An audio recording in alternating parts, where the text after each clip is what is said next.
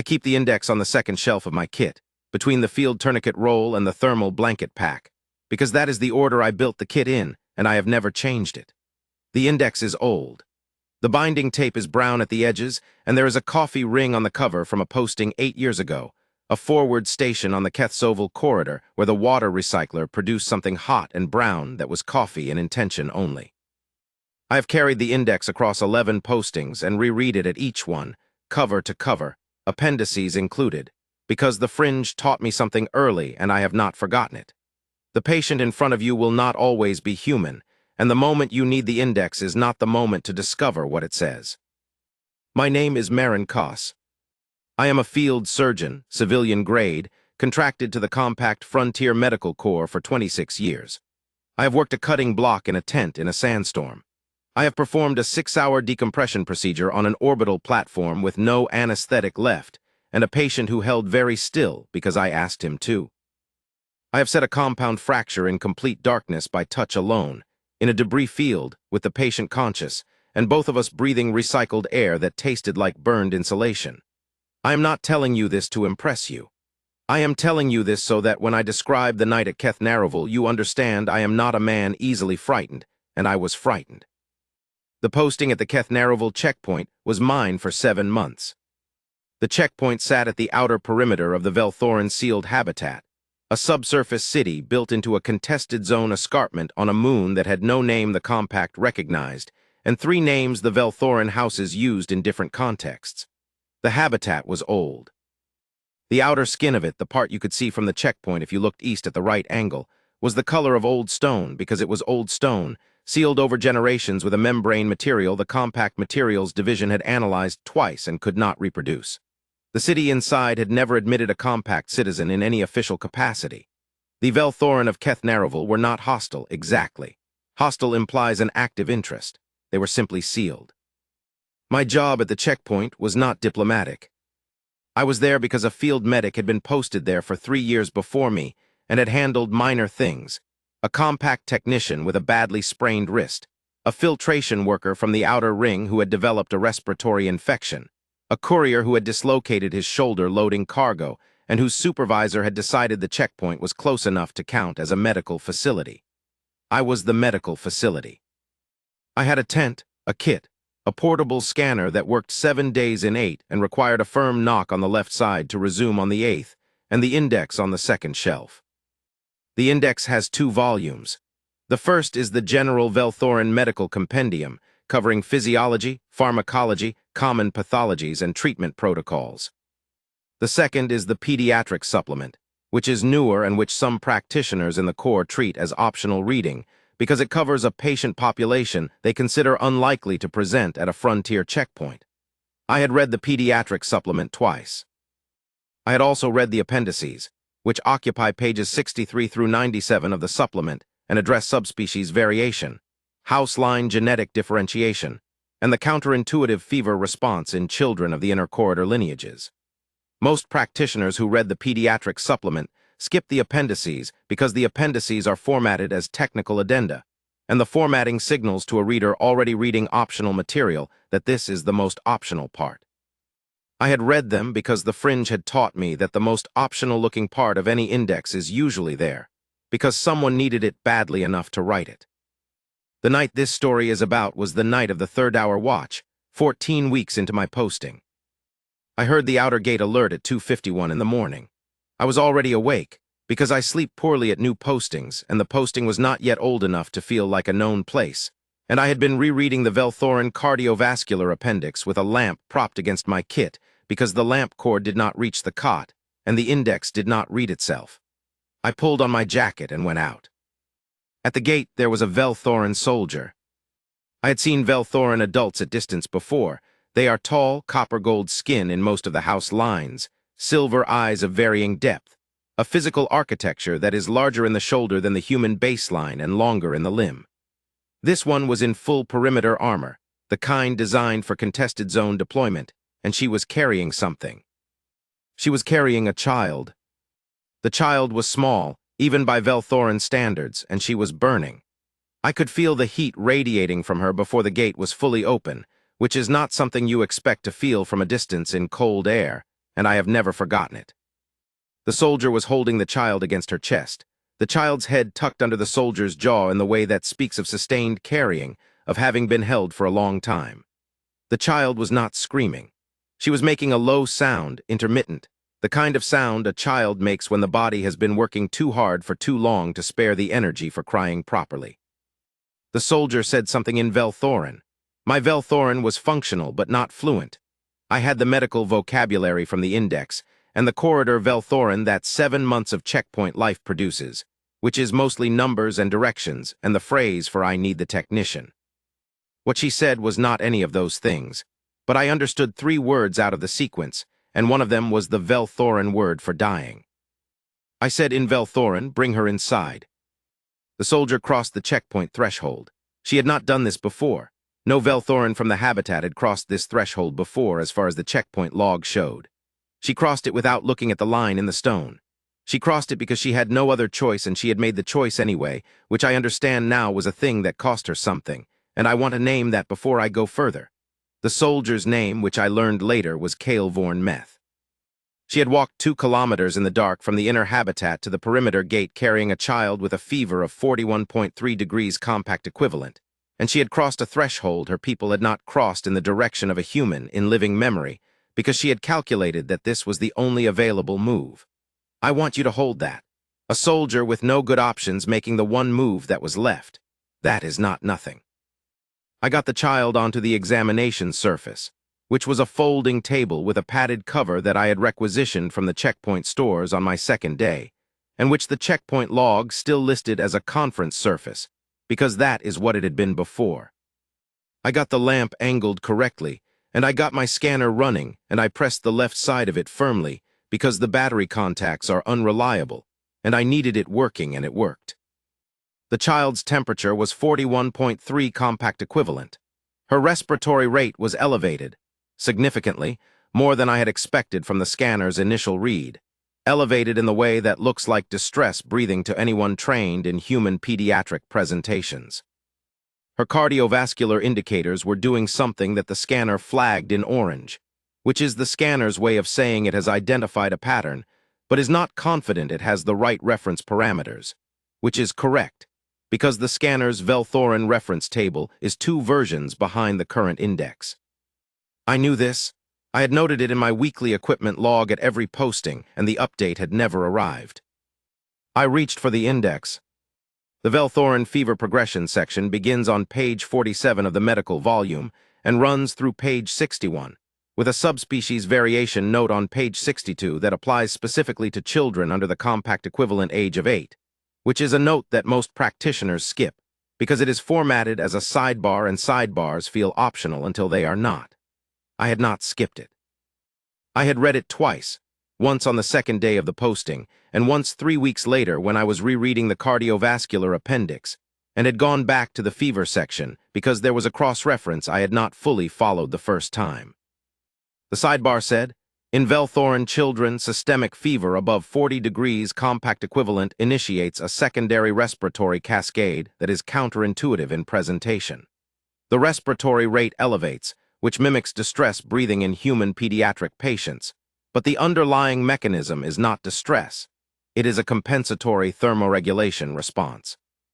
The treatment error most commonly made is sedating the respiratory response, which in Velthoran children suppresses the compensatory mechanism and accelerates organ stress. Do not sedate. Support the mechanism. Cool the core from outside. Maintain the child's ability to breathe at elevated rate. Do not sedate. I had read that and underlined it in pencil because I underline the things that will kill someone if I forget them. The soldier was standing against the tent wall. She had not moved since she set the child down. I was aware of her the way you are aware of a significant structural element when you are working, peripherally, accounting for, not focused on.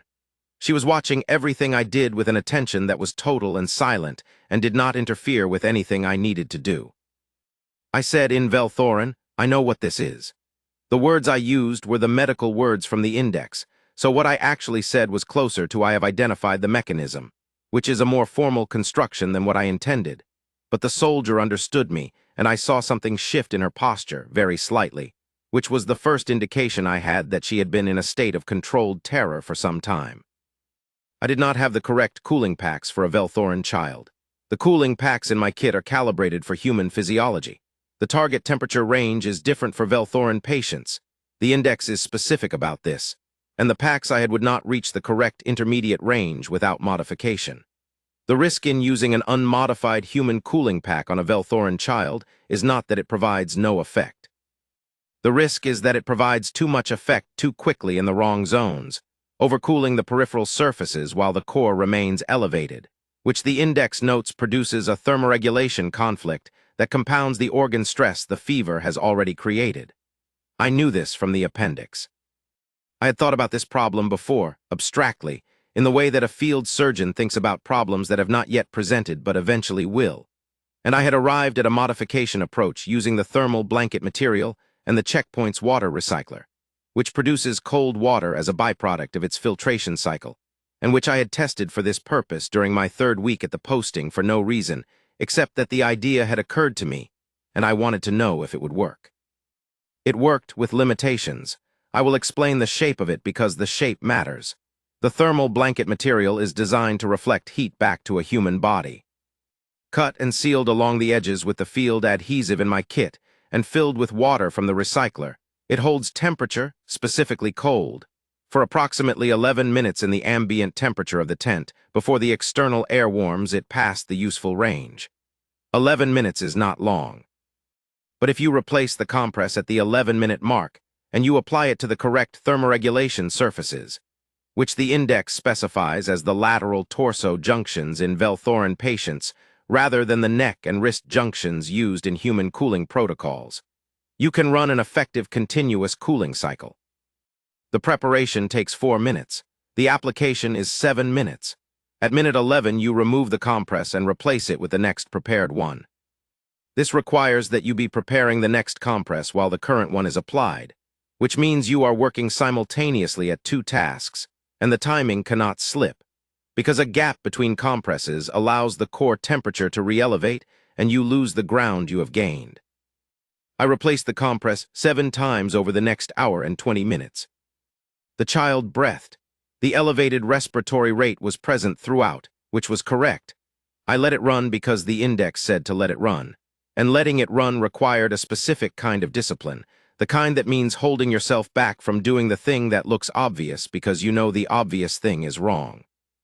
She was breathing fast and hard, and it looked like distress, and I knew it was not distress, and I held my hands back from the sedative kit and watched the scanner and replaced the compress at minute 11 and started the next one and replaced it again.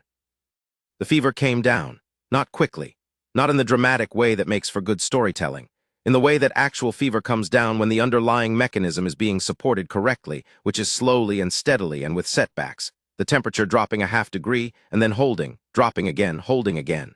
At 2 hours and 10 minutes, she had come down from 41.3 to 39.8. At 2 hours and 40 minutes, she was at 39.4.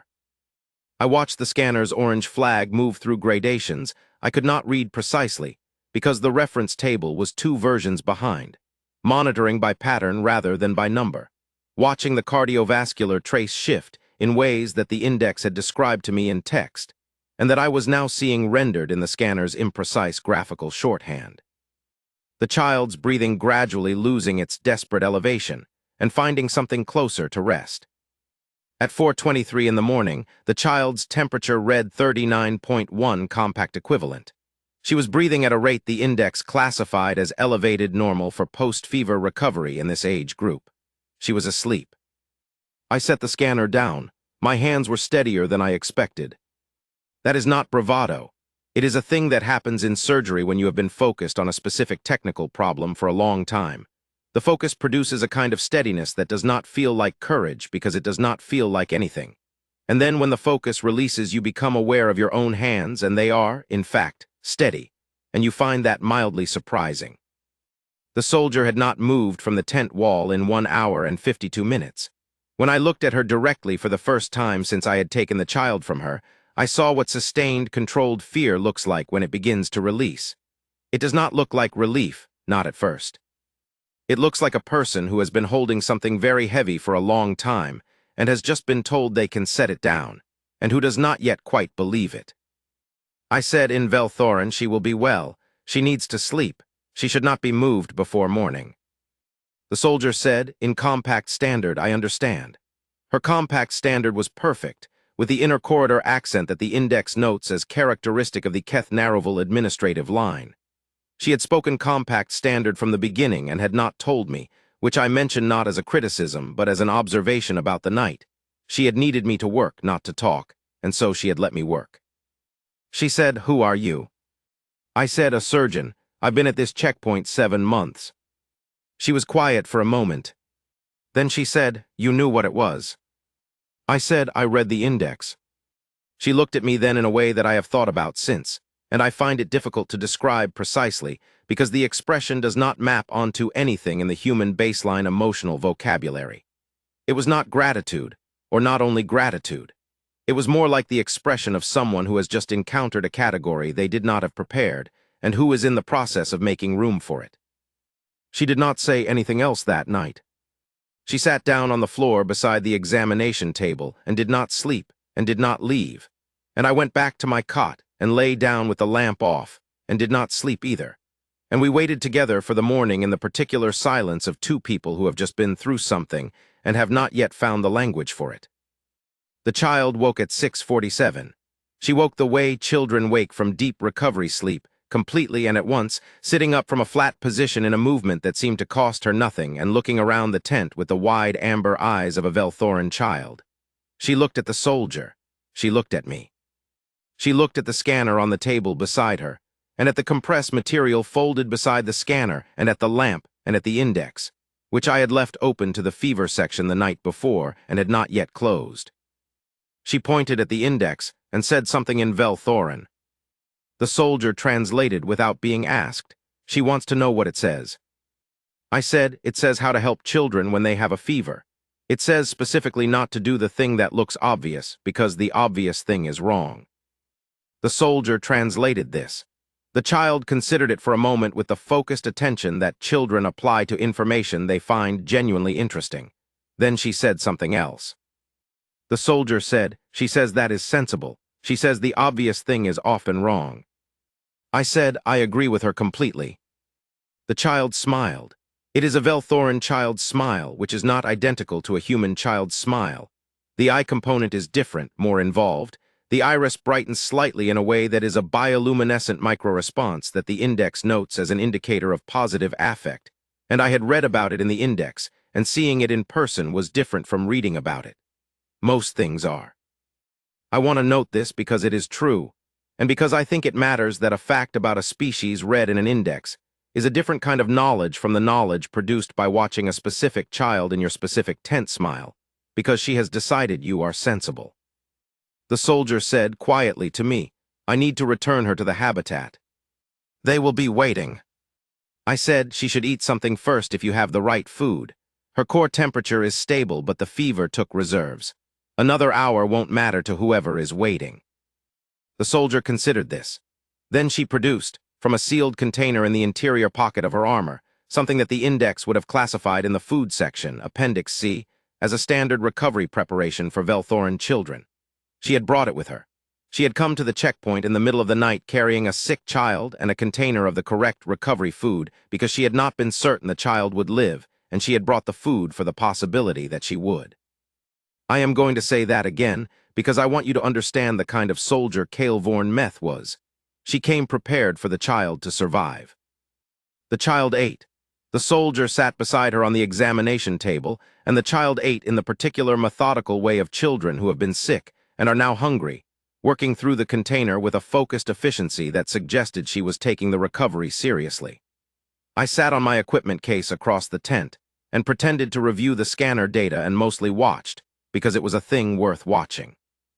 At 8:15, the soldier stood and prepared to leave. The child was on her feet, color better, eyes clear. The soldier looked at me and I saw her making some decision, and then she said, "What is your name?" I told her. She said, Marin Koss. She said it in the way of someone entering a name into a record they carry in their head. Then she picked up the child and carried her to the tent entrance and stopped. She said, "They will want to know who you are." I said it doesn't matter who I am. She needed help. That's what I'm here for. The soldier looked at me again with that expression I could not categorize, and then she walked out. I stood at the tent entrance and watched her walk east toward the habitat perimeter, carrying the child, becoming smaller, and then gone into the particular gray of early morning on a moon with no name the compact recognized. I closed the index and put it back on the second shelf and went to make the tea. That was the morning. What happened next did not happen for 2 weeks. I want to be accurate about the timeline because in the telling of this story as it spread, I will explain how the 2 weeks often collapse into hours or into days at most, as if the response was immediate and dramatic. It was not. It was 2 weeks of ordinary checkpoint life. I want to give you the texture of those 2 weeks because I think they are part of the argument, the same way the index is part of the argument, and the thermal blanket compress is part of the argument, and the 7 times I replaced it are part of the argument. A filtration technician came in on day 3 with a recurring skin irritation on the inside of his forearm that he had been treating with the wrong compound for 6 weeks. I identified the compound error, gave him the right one, and told him to come back in 10 days. He came back in 8 and the irritation was resolving. A courier arrived on day 6 with a pulled muscle in his lower back, the specific kind that comes from repeated asymmetric loading in a vehicle with inadequate lumbar support, which is the kind of injury I have treated hundreds of times, and which responds well to 2 days of enforced rest and a specific stretching protocol that I wrote out on a piece of paper because he was not going to remember it. He did not come back, which is usually a good sign. I reread the Velthorin pediatric supplement on day 9, beginning to end, appendices included. I noted 2 cross-references I had not fully followed in my previous readings and followed them. I updated my equipment log with the note that the scanner reference table was still 2 versions behind, and the index was still the more reliable instrument for Velthorin cardiovascular monitoring. I noted that the cooling compress modification had worked within the parameters I had estimated, and that the 11-minute window was accurate for the ambient temperature of the tent in the early morning hours. I noted the things I would do differently if the situation presented again, which were mostly about preparation sequence, having the second compress ready before the first one was applied, rather than beginning to prepare it during the first application window. On day 11, the scanner required its weekly maintenance knock. I knocked it firmly on the left side, and it resumed. I noted this in the equipment log and added, for the 8th consecutive week, the observation that the battery contact replacement had been requested and not yet delivered. I have been told since that this note was the thing that finally produced the replacement, when a core logistics auditor reviewed the checkpoint equipment file and found 8 identical lines and decided that someone had to answer for them. I find this credible. Bureaucracies respond to patterns in ways they do not respond to single events. On day 12, I walked the perimeter of the checkpoint at dusk, which I did most evenings because the walking was useful for thinking, and the checkpoint's geography was small enough that the walk took 20 minutes and covered everything worth covering. I walked east past the outer gate and stood for a while looking at the habitat seal. From that angle in that light you could see the membrane quality of it, the way it shifted very slightly when the temperature differential moved air past the escarpment face. It was a living seal in that specific engineering sense, built to breathe with the pressure rather than against it, and someone had spent considerable intelligence designing it to do exactly that. I thought about this while I stood there. Then I walked back to the tent and made dinner and read the index. On day 14, at 0900 hours exactly, the outer gate alert sounded. I went out. At the gate there was a delegation of 7.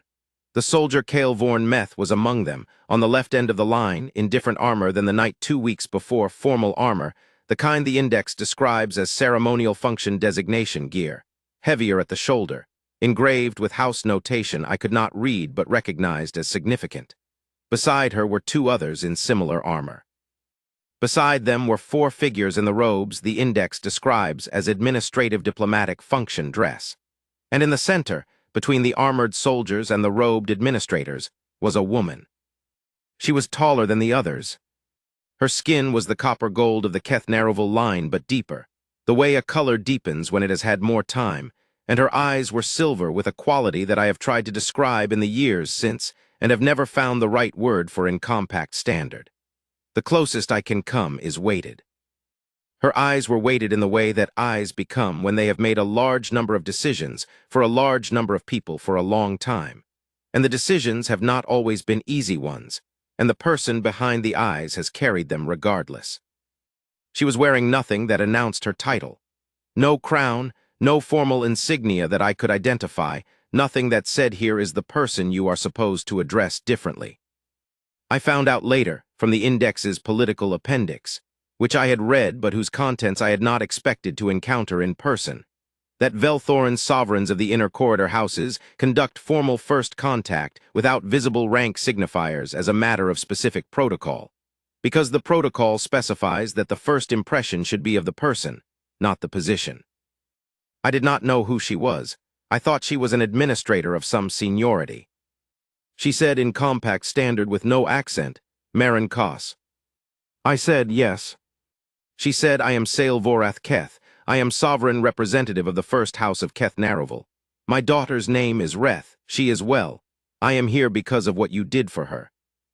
I did not say anything for a moment, because there was a significant amount of information in those sentences, and I was processing it in the order that made sense to me, which was, the child's name is Reth. The child is well. The child's mother is standing at my checkpoint gate. The child's mother is the sovereign. I said, I'm glad she's well. She was in reasonable condition by morning. The fever mechanism in Velthorin children is counterintuitive. I was worried for a while that I'd miss something. The sovereign looked at me in a way that I recognized, because it was close to the look the soldier had given me on the night itself, the category adjustment expression, the making of room for something unexpected. She said, you were worried you would miss something. I said, yes. My scanner's Velthorin reference table is 2 versions behind. I was working off the index instead, which is more reliable, but I was doing the cardiovascular monitoring by eye rather than by instrument, and I don't entirely trust my eye for species-specific cardiovascular indicators. I should have been more concerned than I appeared. The sovereign was quiet for 3 seconds. Then she said, I am told you read the index before she arrived. I said I read it at every posting. The patients aren't always human. She was quiet again. Then she said, I would like to speak with you inside if you will permit it. In the 2 years since, the moment of that invitation has been described in various ways by various parties who were not present, and most of the descriptions are wrong. Some say she commanded me. Some say she arrived with a fleet and made the invitation look like a command. She arrived with 6 people and asked if I would permit a conversation. That is what happened.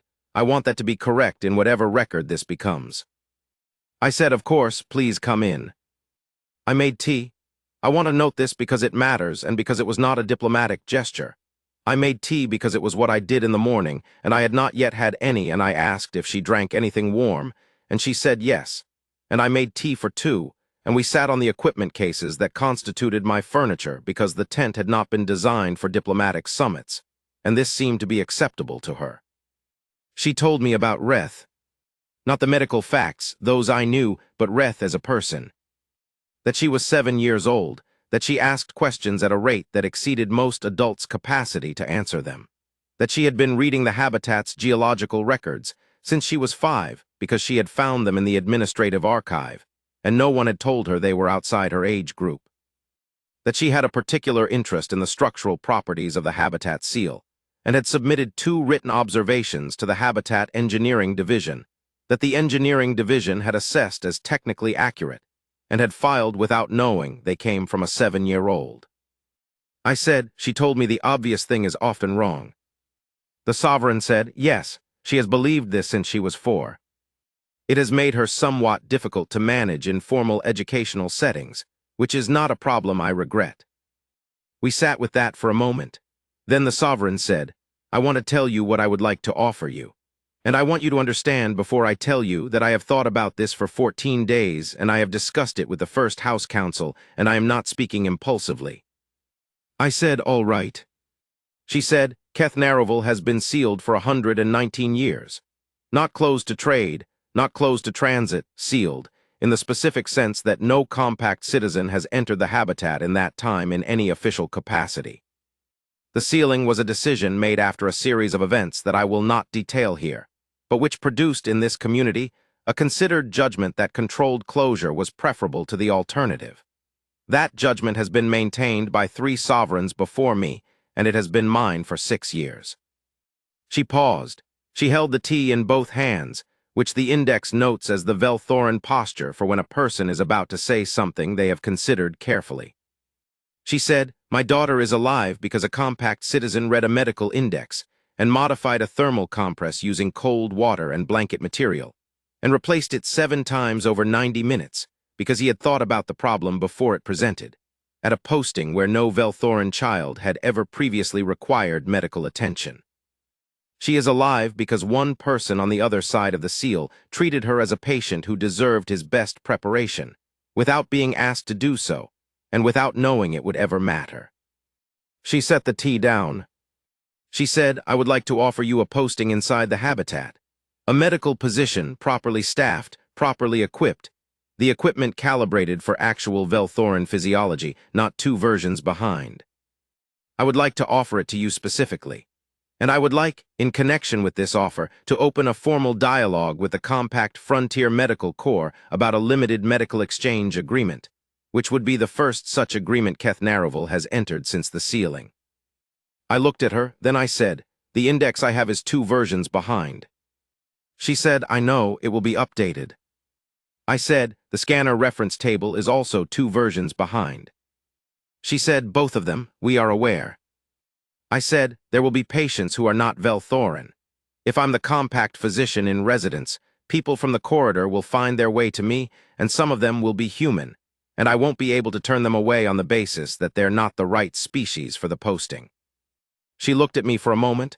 Then she said very carefully, "That is not a condition. That is a statement of how you work." I said, "Yes."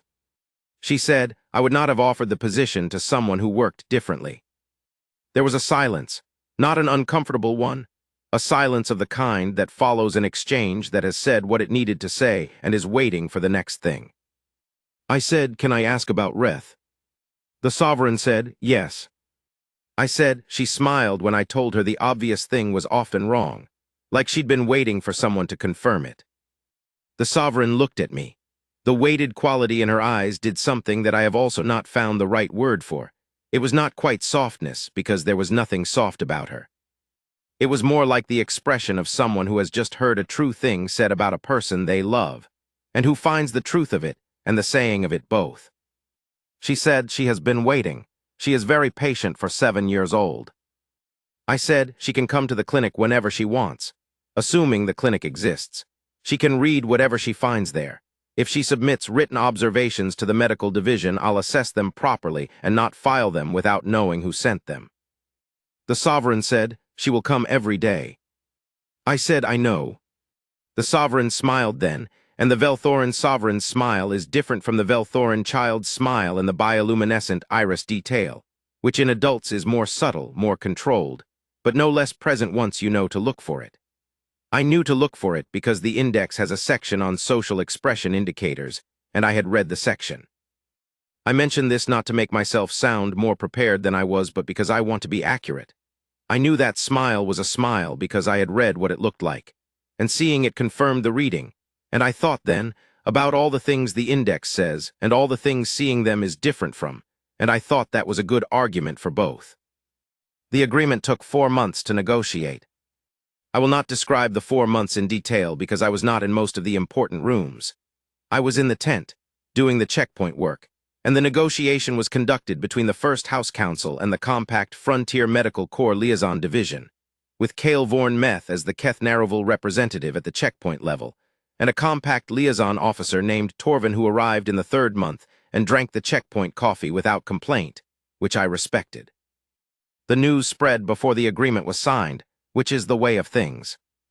The Compact Medical Corps sent a notice to the Frontier Medical Network, which is a database of 512 practitioners across the corridor postings, and the database is not sealed, and the news moved from there in the way that significant news moves in the corridor, which is fast and with elaborations. By the time the agreement was finalized, the story had been told in 11 versions that I know of, and in most of them I had done something more dramatic than replace a thermal compress 7 times in the dark. In one version, there was a surgery. In another, there was a confrontation at the gate with armed soldiers that I talked my way through. In a third, the most dramatic, the child had been dying when she arrived, and I had performed a procedure that human medical science had never attempted on a Velthoran patient. I had replaced a thermal compress 7 times over 90 minutes and read the part of the index that most people skip. This is the version I'm giving you because it is the true one, and because I think the true one is the more interesting argument. The agreement that emerged was limited, as the sovereign had said it would be, a medical exchange, specifically, not a general reopening. A clinic space inside the habitat perimeter, staffed jointly with updated equipment and a current index, and a Velthoran medical liaison who would handle the species-specific calibrations I could not do alone. A compact physician in residence for a 2-year term, renewable. Limited access protocols for compact medical personnel, strictly defined. Nothing that required the habitat to change what it was. Everything built around the specific problem the night at the gate had made visible, which was that the seal had a gap in it the size of a child's fever. What the story is actually about, what the galaxy learned, if we are going to use that phrase, which I find a little large but which I understand the appeal of, is not that a human surgeon performed a dramatic medical feat under impossible conditions. What it is about is that a surgeon who expected to be posted at a checkpoint where the patients would mostly be human read the Velthoran medical index anyway, appendices included, because the fringe had taught him that the patient in front of you will not always be human, and that the moment you need the index is not the moment to discover what it says. It is about a soldier who brought a sick child to the only available door and crossed a threshold that cost her something because it was the only move left. It is about a child who woke up and pointed at an open medical index and decided, on the available evidence, that the person who had left it open was sensible. It is about a sovereign who made room in a 119-year-old decision for a specific gap that one specific night had revealed, not because a human had done something extraordinary, but because the specific human who had been at the specific gate on the specific night had been prepared. I moved into the clinic 4 months, and 11 days after the morning I made tea for 2 on equipment cases. The clinic had windows. I mention this because the tent had not had windows, and I had not realized until I stood in the clinic for the first time that this was something I had been missing. The windows looked onto the inner courtyard of the habitat, which was not what I had imagined the inside of Keth Naruval would look like. I had imagined something more spare, more sealed, more institutional. It was a garden. There were plants I did not have the botanical index for, and light sources in the ceiling that mimicked something between morning and late afternoon, warm and diffuse.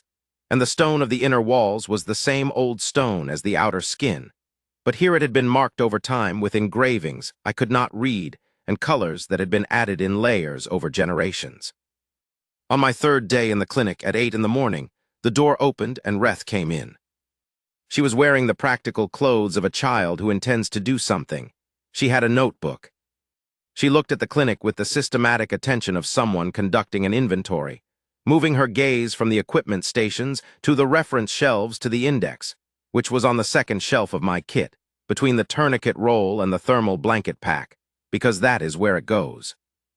She pointed at the index and said, in compact standard that was already better than most of my checkpoint couriers, "That's the one."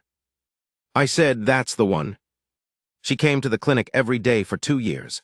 She read everything on the reference shelves in order, starting from the left. She asked questions that required real answers, not simplified versions, and I gave her real answers, which sometimes took 20 minutes and sometimes required that I look something up because the question was more specific than my memory of the appendix. She found this acceptable. She submitted 14 written observations to the medical division during those 2 years, all technically accurate, all properly cited, all filed with the name of the author, which was hers in the attribution line. 3 of the 14 produced changes in the clinic's treatment protocols. She was 8 years old when the first change was implemented, and she received the confirmation notice at the clinic desk, read it, and filed it in the correct binder without comment, which is exactly what you would do with a confirmed protocol change if you were a professional. On the day I left for my next posting, she gave me an updated index, the current version, in a sealed case with her name written on the inside cover in her own hand. I keep it on the 2nd shelf, between the tourniquet roll and the thermal blanket pack. Reth is 11 now, as best as I can calculate the compact equivalent. The Keth Narrovel Medical Exchange is in its 3rd year. The clinic has a full Velthoran staff and a compact physician in residence who is not me, a woman named Sella Drav who trained under a practitioner I know and who, I am told, read the full index at her first posting and has not stopped since. The corridor posting network has added a Velthoran medical supplement to its standard equipment list. It is not compulsory. Most practitioners have begun reading it. None of this was what anyone planned. The sovereign did not plan to open the habitat. The soldier did not plan to cross the threshold. I did not plan to be the person at the gate.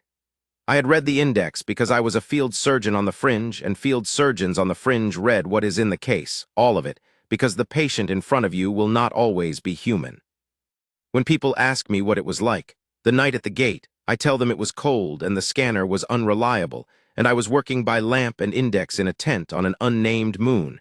And the thing that mattered most was the part I had read in a sidebar formatted as optional. That is not a story that arrives with a soundtrack. It arrives at 2:51 in the morning with no announcement and no drama, and everything that follows from it depends entirely on whether you read the sidebar before you needed it. That is the argument, that is all it ever was. I keep the index on the second shelf. I read it at every posting. I read the appendices. I read the sidebars. I read the parts formatted as optional. I always will. The patient in front of you will not always be human, and the moment you need the index is not the moment to discover what it says.